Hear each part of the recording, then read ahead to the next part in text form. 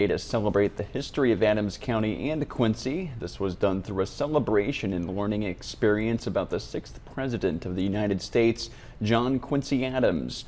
Over the course of the service, multiple speakers discussed the history of Adams County and John Quincy Adams. Topics like the Adams and Jackson rivalry and the founding father John Adams were all major lectures. Organizers say while it is a celebration, it also keeps history alive. It's only fitting that we honor the 6th President of the United States, John Quincy Adams, on a day like today, bringing historians from around the country to Quincy to share in the legacy that John Quincy Adams created for us.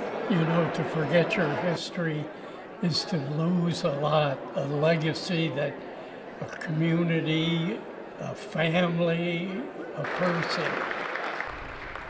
Mayor Linda Moore says she hopes this event becomes an annual celebration to honor the former president. Congress passed